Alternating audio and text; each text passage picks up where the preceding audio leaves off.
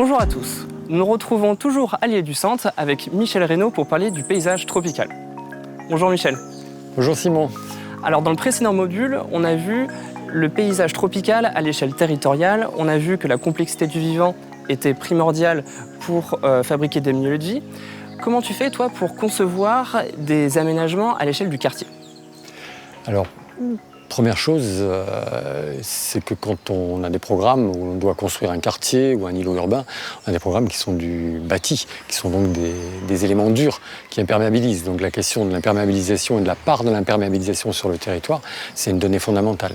Ça veut dire qu'on peut se retrouver avec des programmes qui n'ont aucun sens sur un terrain donné, puisqu'ils ne permettent pas d'avoir une qualité finale suffisante. Donc la grosse question aujourd'hui qui est posée à l'échelle des quartiers, à l'échelle des îlots urbains, à l'échelle des programmes, même sur des villes à plus grande échelle, c'est vraiment la question de l'imperméabilisation et de la part que l'on laisse aux vivants dans le milieu que nous fabriquons, d'autant plus que effectivement les milieux agricoles ont éliminé la part de la biodiversité. Donc quelque part la ville aujourd'hui est pressentie pour être un milieu qui reçoit en quelque sorte le milieu vivant.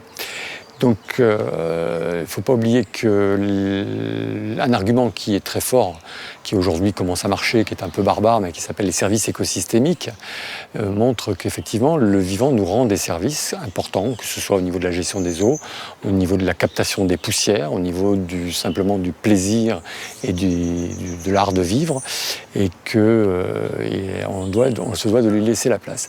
Donc, c'est une vraie question parce que ça oblige à aborder les programmes et de voir s'ils sont plausibles et compatibles, quelque part, avec la fabrication d'un milieu dans lequel on va limiter l'imperméabilisation de manière à pouvoir gérer un vivant qui va nous rendre des services et qui va pouvoir avoir sa propre autonomie ou sa propre force de manière à être un être participatif de notre milieu. Et les activités humaines sous-jacentes qu'on va avoir, on va avoir un impact également sur notre manière de concevoir, d'aménager, de prendre en compte le paysage tropical dans les aménagements. Oui, c'est-à-dire qu'en fait, ce qui se passe, c'est qu'on ne fait du programme. Un programme, c'est toujours le programme, c'est celui du dur, c'est celui des infrastructures, des superstructures. Il n'y a que rarement des programmes de paysage et en plus, ils sont très limités à des parcs ou des choses de ce type, ou à des restaurations écologiques en milieu forestier.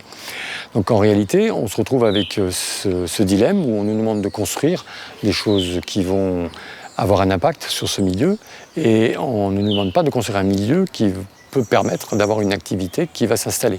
Donc ce qui peut faire effectivement ce que je nommais de l'incompatibilité ou un désastre à l'échelle soit du quartier, de l'îlot urbain ou d'une ville dans son ensemble.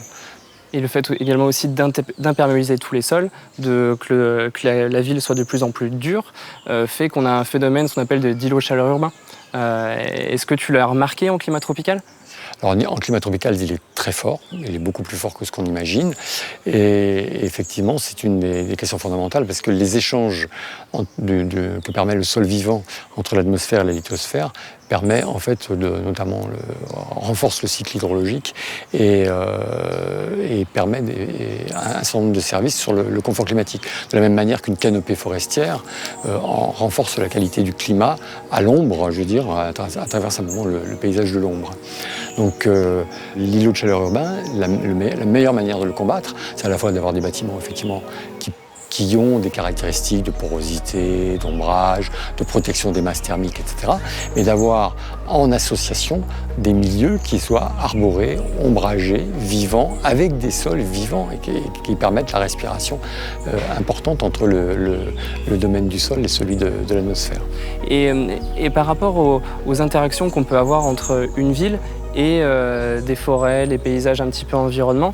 Comment ça se passe concrètement? Comment tu arrives à faire ces interactions entre ces deux milieux?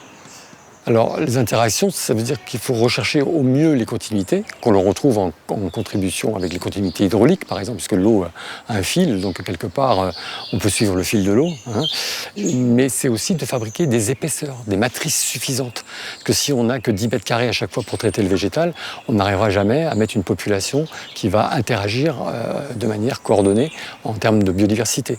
Donc, il faut qu'on puisse retrouver des espaces qui aient suffisamment d'ampleur, d'amplitude à l'intérieur de de la ville, ou en frange, ou au cœur de la ville, peu importe, et qui fabriquent des matrices qui permettent d'agir et d'interagir avec les milieux de vie et de conforter le milieu vivant. Et on sait qu'en fonction de la structure du paysage bâti, eh bien, on va retrouver des espaces qui ont une certaine force, qui vont être des sources en quelque sorte de biodiversité, des sources de graines, des sources des refuges pour les oiseaux, etc. Et d'autres qui vont être des puits qui vont absorber en fait la biodiversité qui est créée quelque part par des milieux plus forts et plus structurés. Ici, on allait du centre, on est en plein cœur du patio végétalisé. Du coup, c'est un peu un puits de graines, un puits de vie ici. Alors, c'est un puits, effectivement, qui a du mal à recruter, puisque le milieu autour est très appauvri, le milieu urbain. Donc, en fait, il est lui-même riche en termes végétaux, puisqu'on a mis un maximum d'espèces adaptées sur le site, et qu'on travaille aujourd'hui la stratification. Avec le temps, il faut travailler la stratification. Tout ne se fait pas en un jour. Mais il va contribuer à enrichir en quelque sorte les espaces qui sont en connexion, comme la ravine qui est très appauvrie, qui est à côté. On sait qu'on va exporter quelque part de la ressource végétale à travers les graines, à travers le transport des graines par les oiseaux ou par le vent simplement quand c'est anémochore, et qui vont enrichir donc le paysage végétal et la biodiversité du milieu. Et accessoirement, on peut s'amuser dans un territoire comme ça à recruter. Par exemple, on pourrait très bien amener le lézard endémique et recruter et faire un milieu qui soit plus riche, qui permette de faire un élément ressource pour l'ensemble de la ville. Ça pourrait être le point de départ d'une ressourcerie, quelque part, de biodiversité pour un milieu urbain. Ce que doivent être, en quelque sorte, les plus grands territoires que l'on doit retrouver, comme des parcs, etc., devraient être des réserves de biodiversité au cœur des villes, articulées avec les matrices paysagères des villes. Et là, on est toujours allé du centre et c'est vrai qu'on se sent bien. On se sent bien et ça a d'autres effets, ça a des effets physiologiques sur nous, non, le paysage? Oui, ça a des effets à la fois sur le confort, ça a des effets sur le son, ça colore les sons. Par exemple, le chant des oiseaux, le bruit des insectes va colorer le son. C'est-à-dire qu'on n'aura pas que le bruit du moteur environnant ou du chien qui aboie dans la ville, on aura effectivement la coloration du son par le chant des oiseaux, par le bruit du vent dans les feuilles, dans les arbres, etc. On aura aussi des champs visuels différents et on sait très bien qu'aujourd'hui sont associés aux soins la quiétude quelque part des milieux naturels et que quelque part on a certainement encore des liens qu'on méconnaît au cœur de notre système vivant, de notre corps, de notre corporéité, avec des milieux arborés, des milieux qui nous ont vu naître il y a quelques millions d'années seulement. Donc je veux dire, on sait particulièrement très bien que si on veut soigner quelqu'un mieux, on ne va pas le mettre sur son lit d'hôpital en face d'un parking, mais en face d'une forêt. Il faut qu'il ait une vue sur arbres et vue sur plantes et oiseaux pour pouvoir mieux se guérir. Merci Michel. Les jardins ont de nombreuses vertus indispensables à la régulation climatique mondiale. Limiter l'effet d'îlot de chaleur urbain, capter le carbone atmosphérique, apporter de la biodiversité dans les villes sont des éléments clés pour demain.